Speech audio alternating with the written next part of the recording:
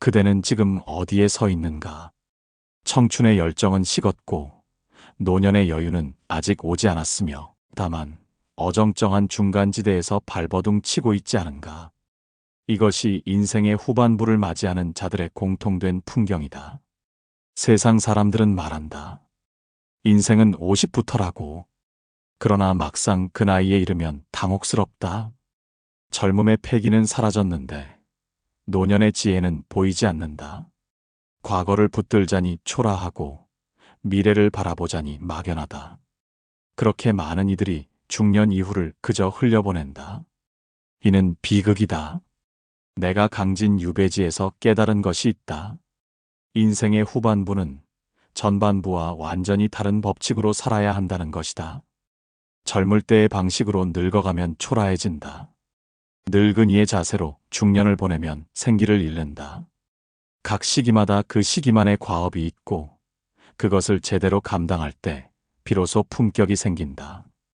그대가 만약 40을 넘었거나 50을 바라보거나 60을 지나고 있다면 이 글을 끝까지 읽어라. 여기에는 내가 18년 유배 생활과 70평생을 살며 체득한 인생 후반부의 지혜가 담겨 있다. 과거를 탓하지 말고 남을 원망하지 말며 다만 지금 이 순간부터 그대 자신의 품격을 세워가라. 그것이 인생 후반부를 사는 유일한 길이다. 1장. 과거의 영광을 내려놓아라. 그대는 아직도 과거를 붙들고 있는가? 젊은 날의 성취, 한때의 명성, 그 시절의 찬사를 떠올리며 위안을 삼고 있지 않은가? 이것이야말로 인생 후반부를 망치는 첫 번째 독약이다. 과거의 영광은 마치 시든 꽃과 같다. 아무리 아름다웠어도 이미 생명을 잃었다. 그것을 품에 안고 있으면 썩은 냄새만 날 뿐이다. 그런데도 사람들은 그것을 놓지 못한다. 내가 예전에는 마리아라는 말로 모든 대화를 시작하고 그때는 내가라는 회상으로 자존심을 지킨다. 이 얼마나 비참한 모습인가.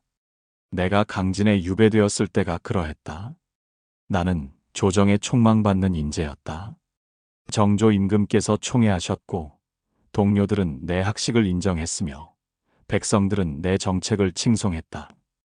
그러나 유배지에서 그 모든 것은 아무 쓸모가 없었다. 과거의 벼슬이 밥을 주지 못했고 옛날의 명성이 추위를 막아주지 못했다. 처음에는 분했다. 내가 누군데 이런 취급을 받는가 하고 울분을 토했다. 밤마다 과거를 되새기며 억울함에 잠 못 이루었다. 그러나 그것이 무슨 소용이었던가. 과거는 단 한 번도 내게 돌아오지 않았다.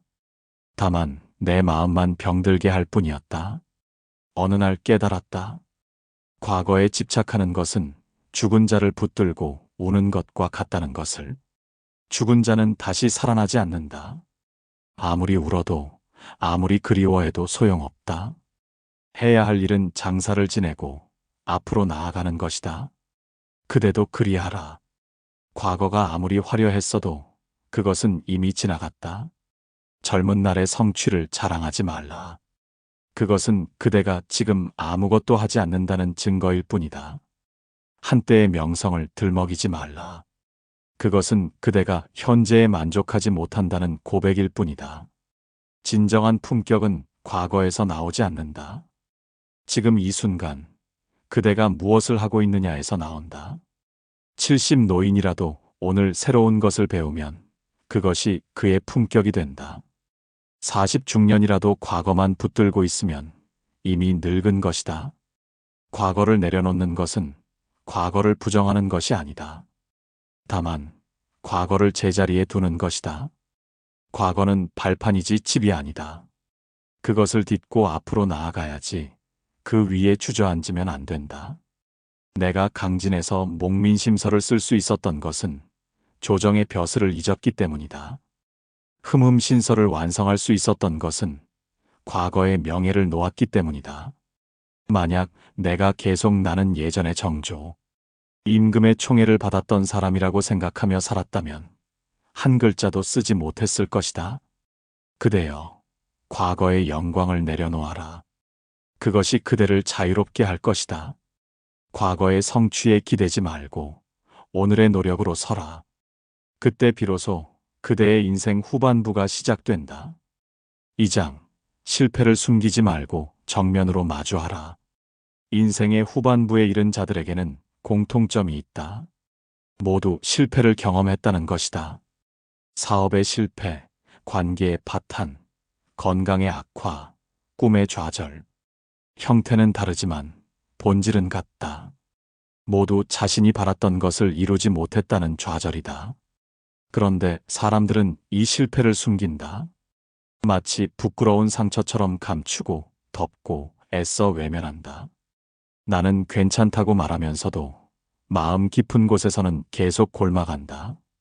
이것이 중년 이후 사람들이 병드는 가장 큰 이유다. 실패는 숨길수록 커진다. 감출수록 독이 된다. 인정하지 않으면 영원히 그대를 지배한다. 내가 유배지에서 배운 가장 큰 교훈이 바로 이것이다. 실패를 직시하고 인정할 때 비로소 그것으로부터 자유로워진다.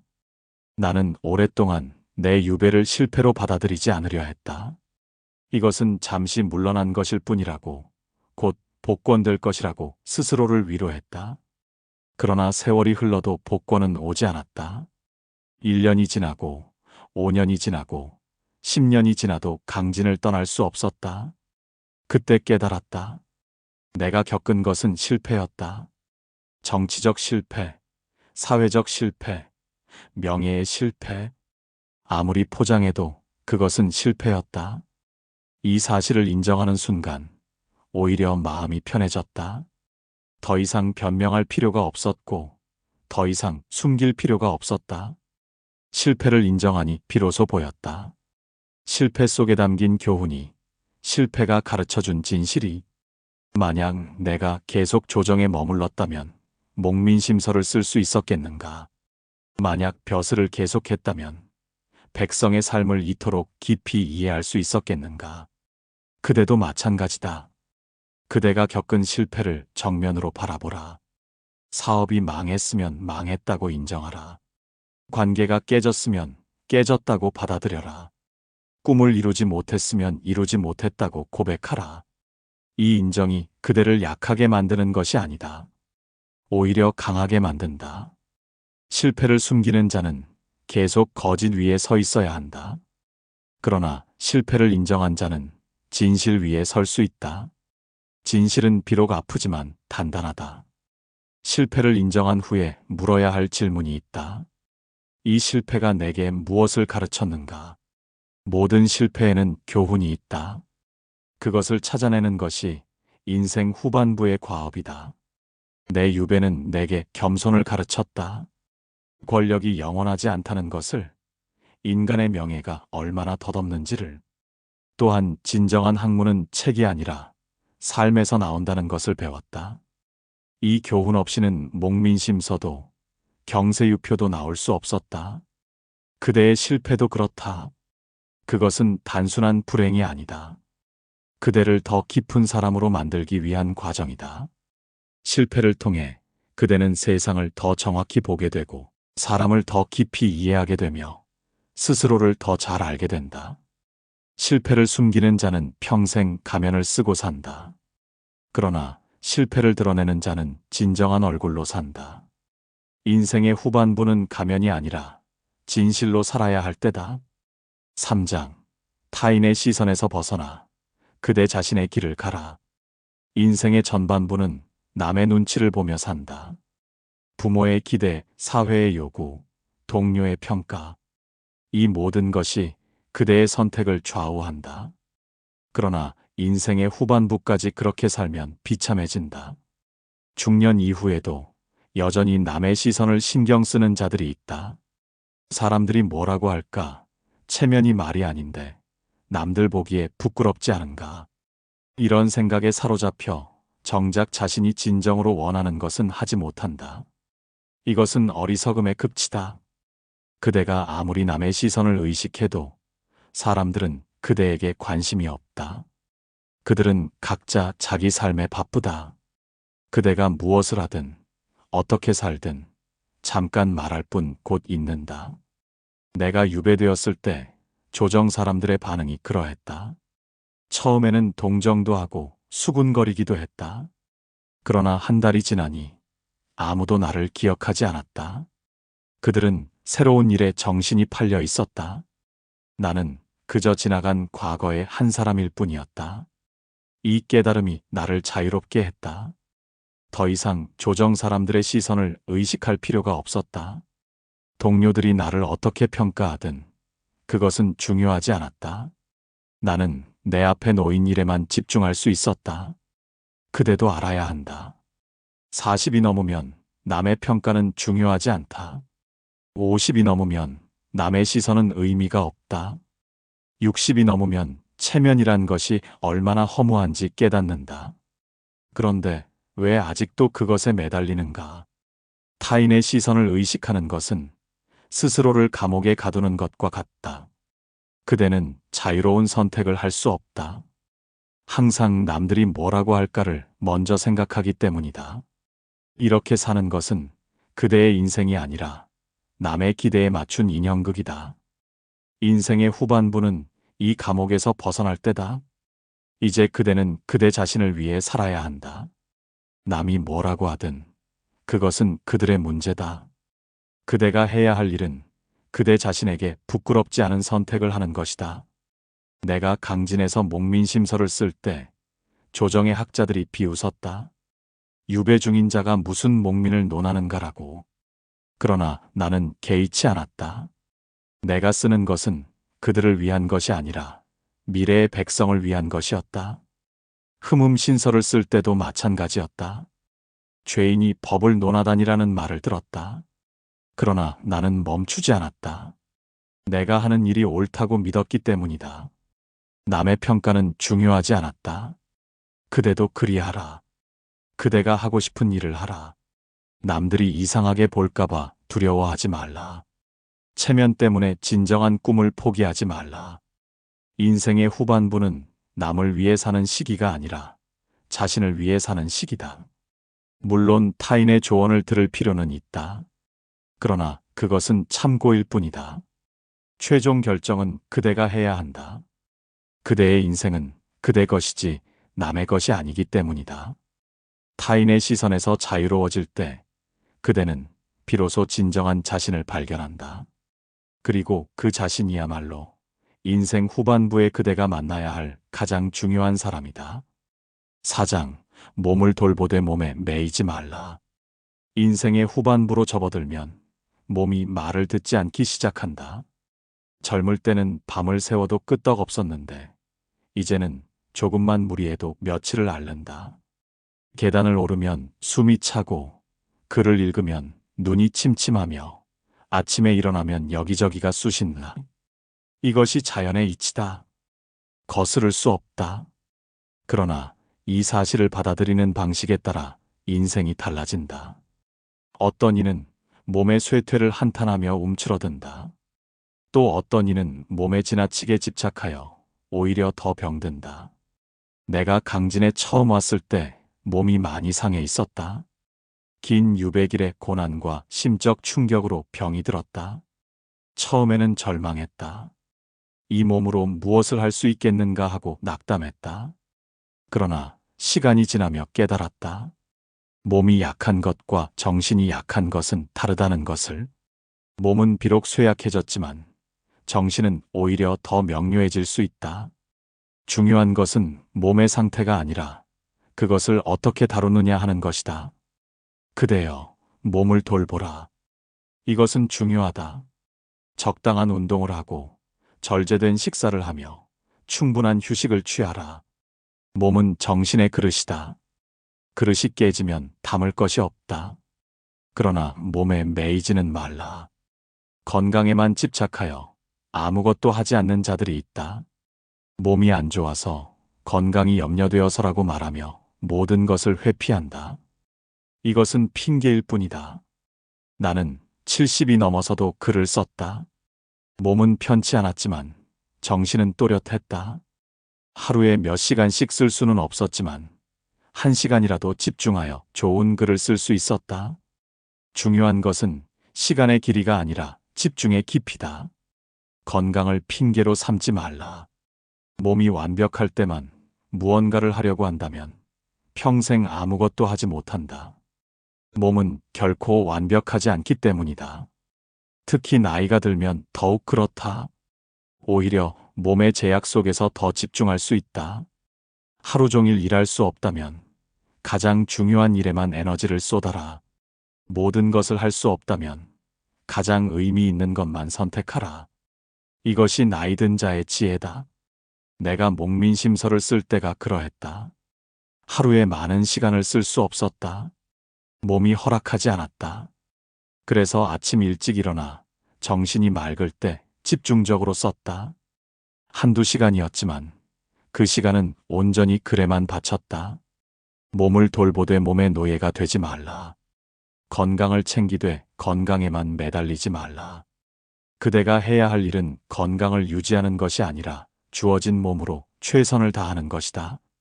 나이가 들면 몸은 약해지지만 정신은 강해질 수 있다. 경험이 쌓이고 지혜가 깊어진다. 젊을 때는 보지 못했던 것이 보이고 이해하지 못했던 것이 이해된다. 이것이 나이 들매 축복이다. 그대의 몸이 예전 같지 않다고 한탄하지 말라. 그것은 당연한 일이다. 대신 그 몸으로도 할 수 있는 것이 무엇인지 찾아라. 완벽한 건강을 기다리지 말고 지금 주어진 상태에서 시작하라. 인생의 후반부는 몸의 전성기가 아니다. 그러나 정신의 전성기가 될 수 있다. 그리고 정신의 전성기야말로 진정한 전성기다. 5장 배움을 멈추는 순간 늙음이 시작된다. 세상 사람들은 착각한다. 나이가 들면 배울 것이 없다고. 이미 다 알고 이미 다 경험했으니 더 이상 배울 필요가 없다고. 이것이야말로 가장 위험한 오만이다. 배움을 멈춘 자는 죽은 것과 다름없다.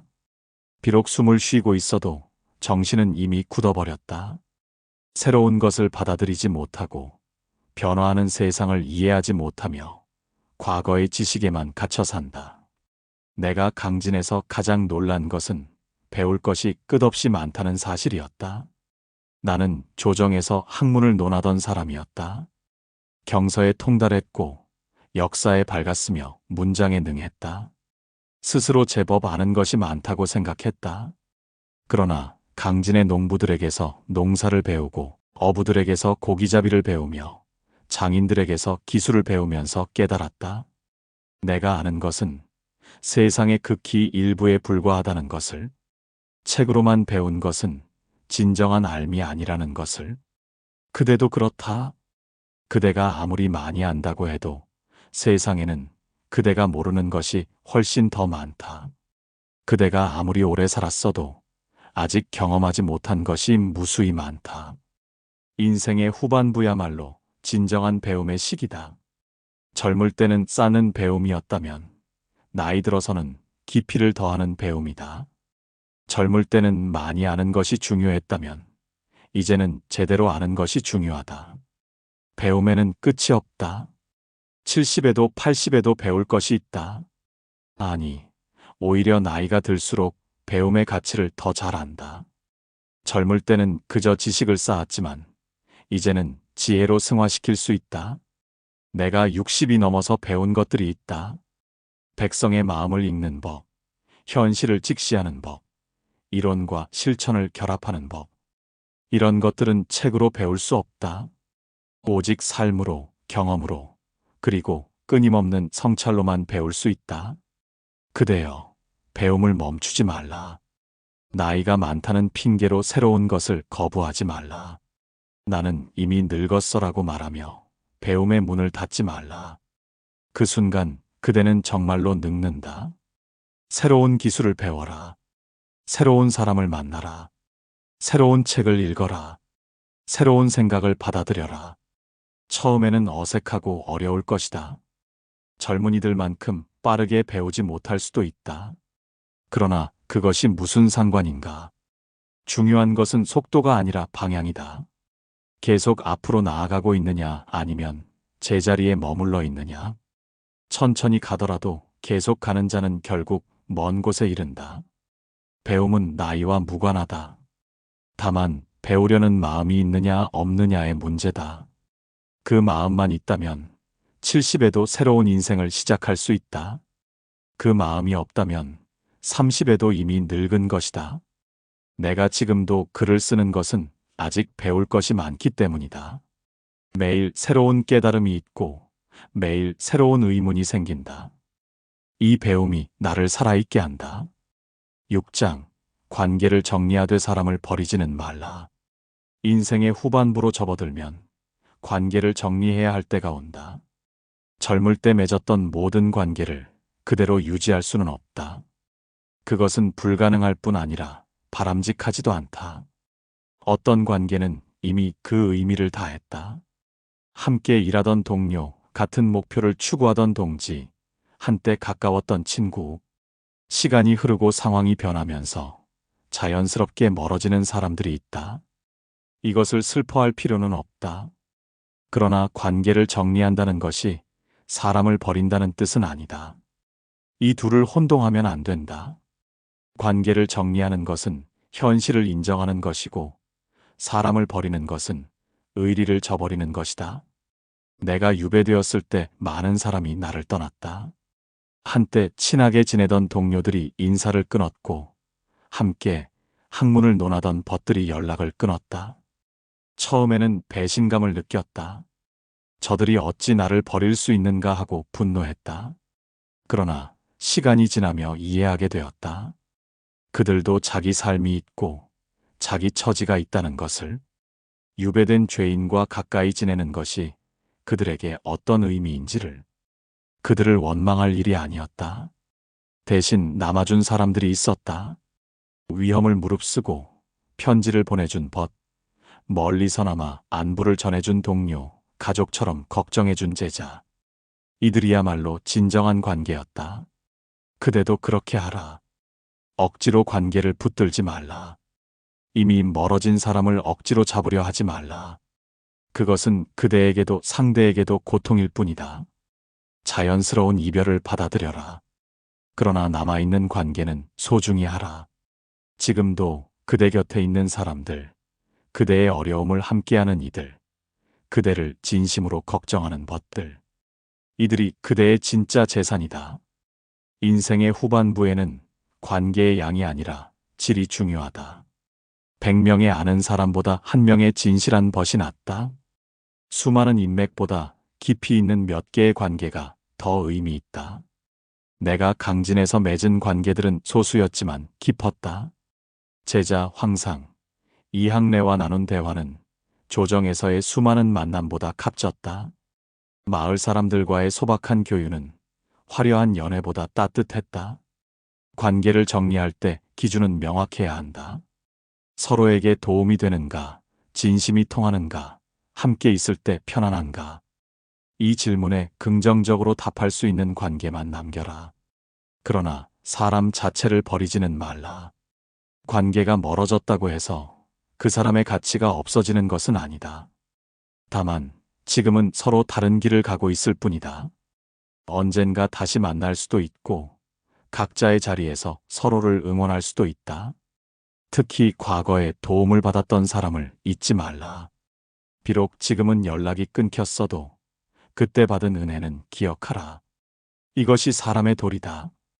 관계의 정리는 냉정함이 아니라 성숙함이다. 모든 관계를 다 유지할 수 없다는 현실을 인정하고 진정으로 중요한 관계에 집중하는 것. 이것이 인생 후반부를 사는 지혜다. 7장. 재산을 추구하되 재산의 노예가 되지 말라.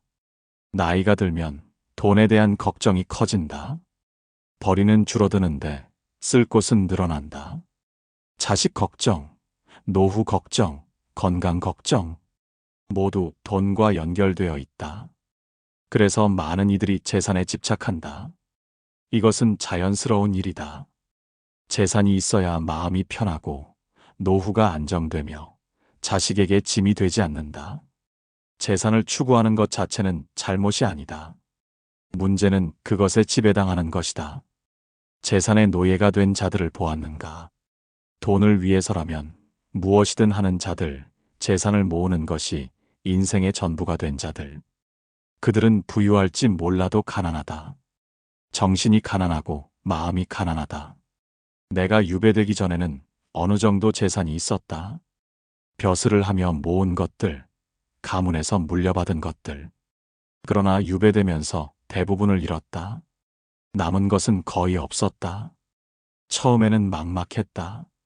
이제 어떻게 살아가나 하는 두려움이 있었다. 그러나 강진에서 소박하게 살면서 깨달았다. 사람이 살아가는 데 필요한 것은 생각보다 많지 않다는 것을. 간소한 집, 검소한 식사, 몇 벌의 옷. 이것만 있으면 살 수 있었다. 화려한 것은 필요 없었고 사치스러운 것은 오히려 부담이었다. 단순함 속에서 오히려 자유로움을 느꼈다.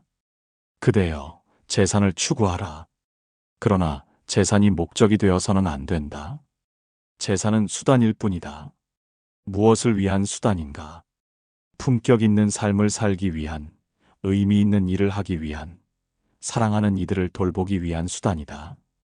재산이 많다고 해서 품격이 생기는 것이 아니다. 오히려 재산에 집착하면 품격을 잃는다.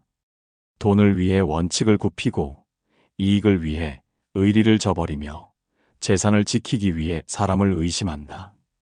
진정한 부는 재산의 크기가 아니라 마음의 여유다. 적은 것으로도 만족할 줄 아는 자가 진정한 부자다. 많은 것을 가졌어도 항상 모자란다고 느끼는 자는 가난한 자다. 내가 강진에서 목민심서를 쓸 수 있었던 것은 재산에 대한 집착에서 벗어났기 때문이다. 돈을 벌 생각이 없었고 부를 축적할 계획도 없었다. 다만 의미 있는 글을 남기고 싶었다. 만약 내가 계속 재산에 집착했다면 어땠을까? 유배지에서도 돈 벌 궁리만 했을 것이다. 글을 쓰는 대신 장사를 궁리하고 학문을 연구하는 대신 재산을 불리는 방법을 고민했을 것이다. 그대도 알아야 한다. 인생의 후반부에 재산이 전부가 되면 비참해진다. 아무리 많이 모아도 죽을 때 가져갈 수 없다. 쌓아놓은 재산은 결국 자식에게 가거나 남에게 간다. 그렇다면 무엇을 남겨야 하는가? 재산이 아니라 가르침을, 물질이 아니라 정신을, 돈이 아니라 지혜를. 이것이 진정으로 후대에 물려줄 수 있는 유산이다. 재산은 적당히 있으면 된다. 굶지 않을 정도, 남에게 손 벌리지 않을 정도, 기본적인 존엄을 지킬 정도. 그 이상은 사치다. 그 이상을 추구하느라 인생을 낭비하지 말라. 8장. 자식을 사랑하되 자식에게 매달리지 말라. 자식은 부모의 기쁨이자 걱정이다. 특히 나이가 들수록 자식에 대한 의존이 커진다. 자식이 잘 되기를 바라고, 자식이 자주 찾아오기를 원하며 자식에게서 위안을 얻으려 한다. 이것은 자연스러운 마음이다. 그러나 자식에게 지나치게 매달리면 서로가 불행해진다. 부모는 외로워지고 자식은 부담스러워진다. 사랑이 집착이 되고 관심이 간섭이 된다. 내게도 자식이 있었다. 학유, 학연을 비롯한 아들들과 딸들. 유배되면서 그들과 떨어져 지내야 했다. 아이들이 자라는 모습을 보지 못했고 중요한 순간에 함께하지 못했다. 처음에는 죄책감과 그리움으로 괴로워했다. 내가 곁에 있었다면, 내가 직접 가르쳤다면 하는 생각에 밤잠을 이루지 못했다. 편지로라도 자주 연락하고 싶었고 그들의 모든 것을 알고 싶었다. 그러나 시간이 지나며 깨달았다.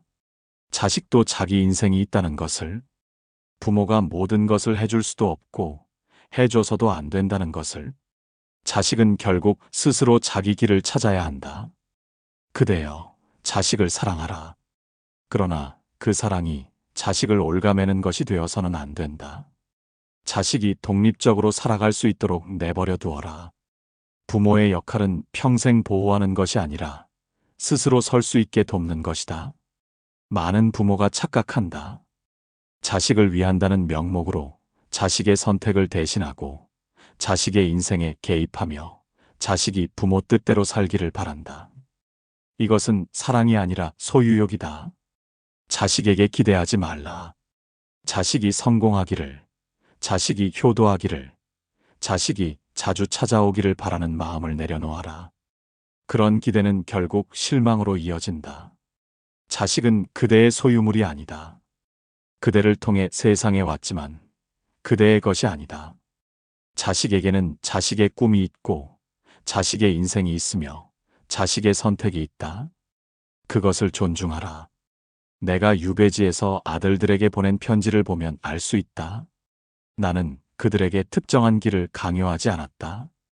다만 올바른 사람이 되라고, 배움을 게을리하지 말라고, 자신의 길을 성실히 걸어가라고 당부했다. 그들이 내 뜻대로 살기를 바라지 않았다. 각자 자기 재능을 발견하고 자기 방식으로 세상에 기여하며 자기 나름의 행복을 찾기를 바랐다. 그것이 진정한 부모의 마음이다. 자식에게 의지하려 하지 말라.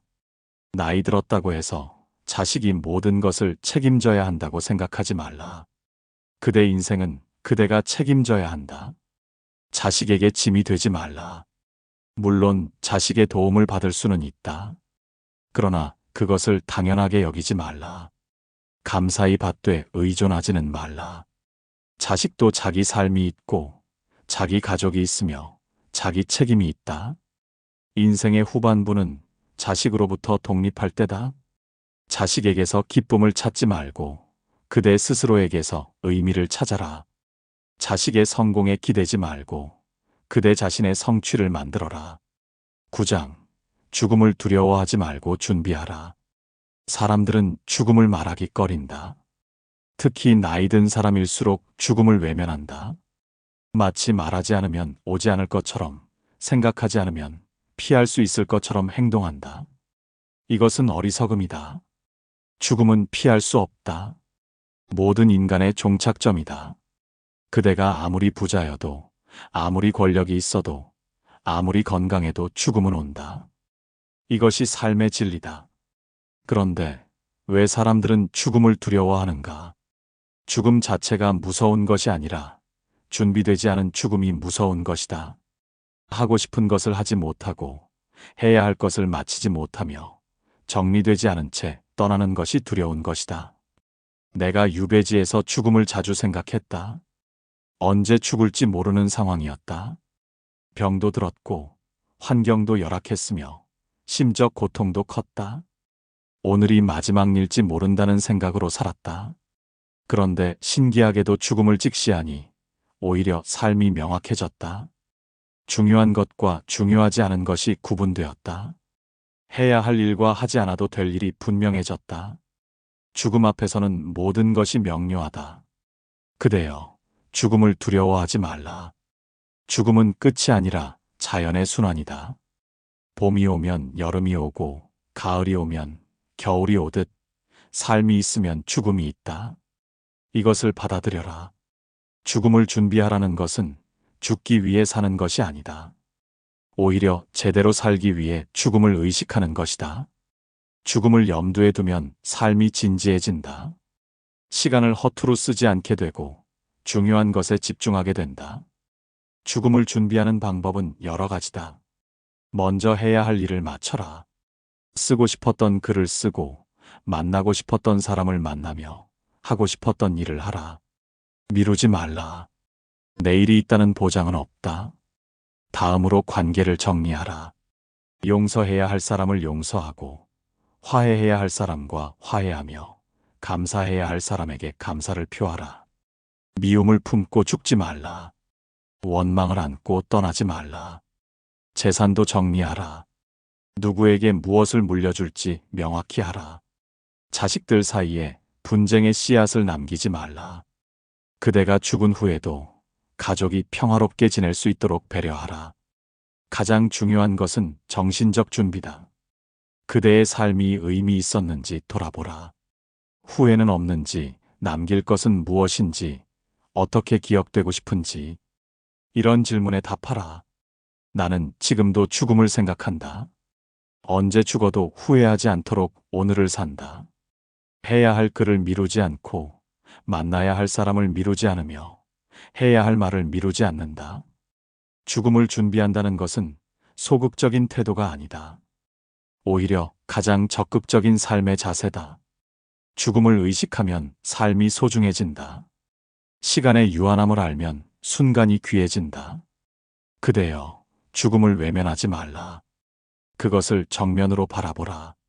그리고 그 죽음 앞에서 떳떳할 수 있는 삶을 살아라. 그것이 품격 있는 노년의 모습이다. 10장. 남길 것을 생각하라. 그것이 그대의 진정한 유산이다. 인생의 마지막 질문은 이것이다. 내가 이 세상에 무엇을 남기고 가는가? 이 질문에 답할 수 있는 자만이 품격 있는 노년을 맞이한다. 많은 사람이 착각한다. 재산을 많이 남기는 것이 훌륭한 유산이라고. 큰 집을 물려주고 많은 돈을 남기며 재산을 자식에게 물려주는 것이 부모의 책임이라고. 이것은 반만 맞는 말이다. 재산도 필요하다. 자식이 굶지 않을 정도, 기본적인 생활을 할 수 있을 정도는 남겨줘야 한다. 그러나 그것이 전부는 아니다. 아니, 오히려 그것은 가장 작은 부분이다. 진정한 유산은 물질이 아니라 정신이다. 가르침이고 지혜이며 가치관이다. 그대가 어떻게 살았는지, 무엇을 중요하게 여겼는지, 어떤 원칙을 지켰는지, 이것이 자식에게, 후학에게, 세상에 남기는 진짜 유산이다. 내가 강진에서 18년을 보내며 생각한 것이 바로 이것이다. 나는 무엇을 남길 것인가? 벼슬도 없고 재산도 없으며 권력도 없는 유배인이 남길 수 있는 것은 무엇인가? 답은 명확했다. 글이었다. 목민심서, 흠음신서, 경세유표. 이 책들에 내 평생의 학문과 경험, 고민과 깨달음을 담았다. 이것이 내가 후대에 남기는 유산이다. 재산은 한 세대를 넘기기 어렵다. 자식이 써버리면 끝이다. 그러나 정신적 유산은 세대를 넘어 전해진다. 책으로, 가르침으로, 삶의 본보기로 계속 살아남는다. 그대여, 그대는 무엇을 남길 것인가? 돈인가, 집인가 아니면 그대의 정신과 가치관인가? 자식에게 재산만 물려주고 가르침은 주지 않을 것인가? 남길 것을 생각할 때 기준은 이것이다. 100년 후에도 의미가 있는가? 100년 후에는 그대의 재산은 다 사라질 것이다. 그러나 그대의 가르침은 남아있을 수 있다. 구체적으로 무엇을 남길 것인가? 첫째, 기록을 남겨라. 그대의 경험, 깨달음, 지혜를 글로 쓰라. 거창한 책이 아니어도 좋다. 자식에게 보내는 편지, 후학에게 전하는 가르침, 삶의 경험을 정리한 메모. 무엇이든 좋다. 둘째, 본보기를 남겨라. 그대가 어떻게 살았는지가 가장 강력한 가르침이다. 말로 100번 가르치는 것보다 한 번 보여주는 것이 낫다. 품격 있게 살아라. 그것이 최고의 유산이다. 셋째, 관계를 남겨라. 그대가 맺은 좋은 관계, 그대가 도운 사람들, 그대에게 배운 제자들. 이들이 그대를 기억하고 그대의 정신을 이어갈 것이다. 넷째, 가치를 남겨라. 그대가 평생 지킨 원칙, 그대가 중요하게 여긴 가치, 정직, 성실, 배려, 용기. 이런 가치를 몸소 실천하고 전하라. 내가 남기고 싶은 것은 간단하다. 백성을 위하는 마음. 목민심서는 그 마음을 담은 책이고, 흠음신서는 그 정신을 구현한 법률서이며, 경세유표는 그 이상을 펼친 정책론이다. 그대도 그대만의 유산을 생각하라. 그대가 평생 추구한 것은 무엇인가? 그대가 세상에 전하고 싶은 메시지는 무엇인가? 이것을 명확히 하고 남기라. 유산을 남긴다는 것은 거창한 일이 아니다. 다만 그대가 살았던 흔적을 의미 있게 정리하는 것이다. 그대가 배운 것을 나누고 그대가 깨달은 것을 전하며 그대가 이룬 것을 후대에 물려주는 것이다. 인생의 후반부는 축적의 시기가 아니라 나눔의 시기다. 쌓는 것이 아니라 주는 것이다. 받는 것이 아니라 남기는 것이다. 이것을 이해할 때 그대의 노년은 품격을 얻는다. 지금 이 순간부터 시작하라. 그대가 남길 것을 준비하라. 그것이 재산이든 글이든 가르침이든 본복이든 무엇이든 좋다. 다만 의미 있는 것을 남겨라. 그대가 죽은 후에도 그대의 정신이 살아 숨쉬도록 하라. 그대의 이름이 잊혀져도 그대의 가치는 전해지도록 하라. 이것이 진정한 불멸이고 이것이 품격 있는 삶의 완성이다. 마지막으로 인생의 후반부를 어떻게 살 것인가? 이 물음은 결국 한 가지로 귀결된다. 그대는 지금 이 순간 어떤 선택을 하고 있는가? 과거를 붙들고 있는가? 아니면 오늘을 살고 있는가? 실패를 숨기고 있는가? 아니면 그것을 마주하고 있는가? 타인의 시선에 갇혀 있는가? 아니면 그대 자신의 길을 걷고 있는가? 나는 강진에서 18년을 보냈다. 그 세월이 처음에는 형벌처럼 느껴졌다. 빼앗긴 시간, 잃어버린 기회, 무너진 꿈. 그러나 지금 돌이켜보면 그 시간이야말로 내 인생의 진정한 스승이었다. 유배가 아니었다면 나는 목민심서를 쓰지 못했을 것이다. 권력을 잃지 않았다면 백성의 마음을 이토록 깊이 이해하지 못했을 것이다. 모든 것을 내려놓지 않았다면 진정한 학문이 무엇인지 깨닫지 못했을 것이다. 그대의 인생도 그렇다. 지금 그대가 겪고 있는 어려움, 그대가 마주한 좌절, 그대가 견디고 있는 고통, 이 모든 것이 그대를 빚고 있다. 그대가 어떤 사람이 될지는 이 순간들을 어떻게 대하느냐에 달려 있다. 인생의 후반부는 새로운 시작이다. 과거의 연장이 아니다. 젊은 날의 방식으로 늙어가면 초라해진다. 그러나 노년의 지혜로 새롭게 시작하면 품격이 생긴다. 품격이란 무엇인가? 화려함이 아니다. 권력도 아니고 재산도 아니다. 품격은 그대가 살아온 세월의 무게를 어떻게 짊어지고 있느냐에서 나온다. 실패를 인정하는 용기, 과거를 내려놓는 지혜, 배움을 계속하는 열정, 남을 위해 남기려는 마음. 이것이 품격이다. 나는 이제 70을 넘겼다. 몸은 예전 같지 않고 기력도 쇠했으며 죽음도 멀지 않았다. 그러나 두렵지 않다.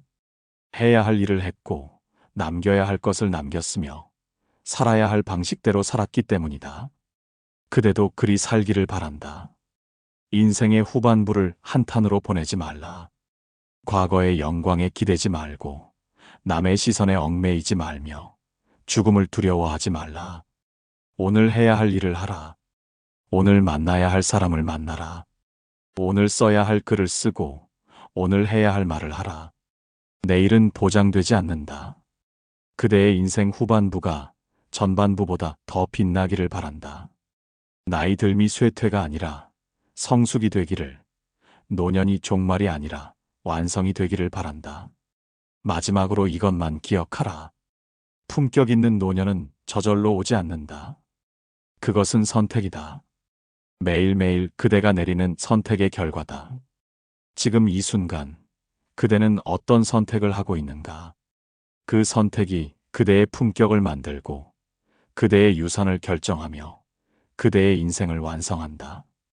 강진 유배지에서 목민심서를 덮으며 정약용이 그대에게 전한다.